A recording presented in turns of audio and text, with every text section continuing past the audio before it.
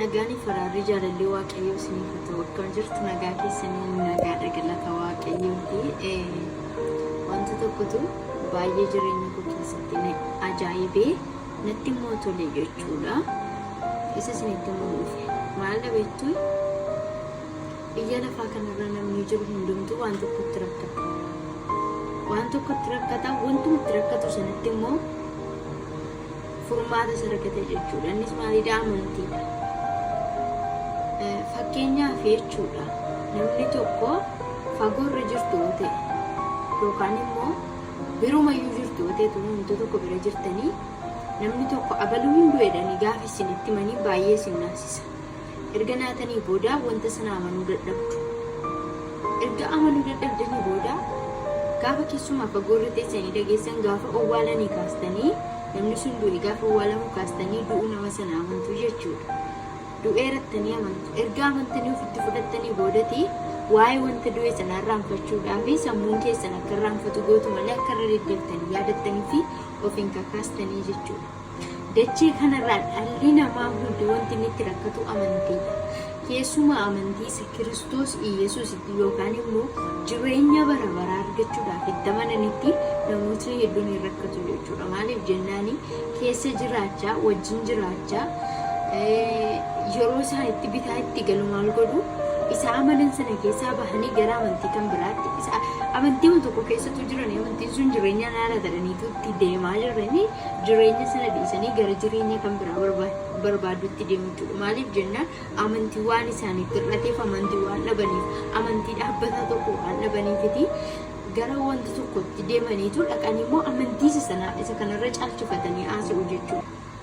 Fakkeenyaaf amma amantii nama kamiyyuu gadi buusee amantii nama kamiyyuu hin kaasu. Maaliif jennaani namni kan biraan tokko mukatti na biraa amana yoo ta'e ani garuu Yesuus Kiristoostii waan ana amanuu fi Kiristoostuu anaaf amantii kiyyadha jechuudha. Amanannaan koo anaa fi Yesuus Kiristoosidha jechuudha. Maaltu na dinqisiisanii ga'anii as keessatti wangeela Yohaannis boqonnaa 20 lakkoofsa 24 kaastanii yookaan immoo 26 kaastanii faa yoo dubbifattanii guutummaa masaa 24 kaastanii yoo dubbistanii waan nama dinqi tokko achirratti argitu. Nama maqaan isaa Toomaas jedhamutu jira bartoota gooftaa Yesuus keessaa jechuudha.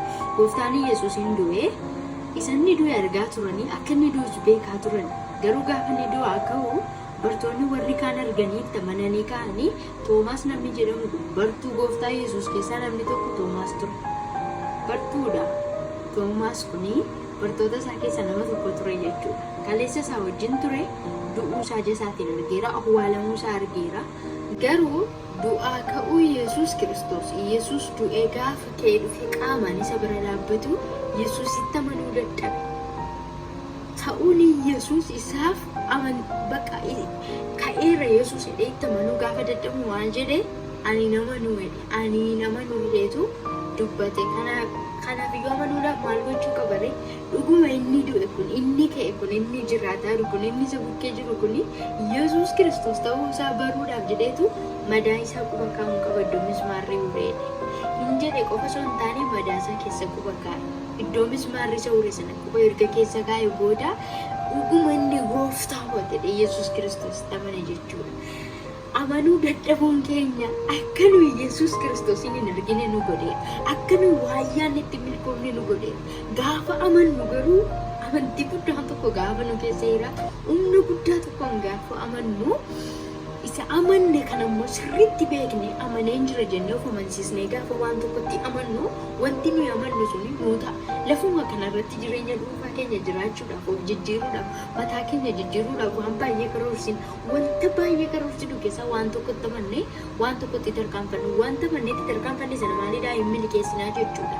Akkuma kanaa jechuudha jireenya namaa keessatti namni tokko dhalli namaa tokko jireenya bara baraa argachuudhaaf gooftaa Yesuus Kiristoos amanuu qaba. Amanuu qofa osoo hin taane bakka inni naaf jireenya koo ta'ee garaasaa kutate garaa guutuudhaan itti amanuu qaba. Maaliif jennaan gooftaan akkas jedhe Toomaasiin atillee waan madaa koo keessa quba keesseef na amanteedhe warri tuusa kana hin argin gurra isaanii qofaan dhaga'anii na amananii haa gammadanii. Kanaaf iyyuu firoota koo Yesuus Kiristoos jireenya isa bara baraa jireenya isa ofiisaatiin immoo du'ee jireenya laate waan ta'eef amanamaadha. Amanannaan koo nagoonsee natti tole yaaduma kana isiniif yeroo nufi macaafa qulqulluu dubbifadhaa eebbifamaa.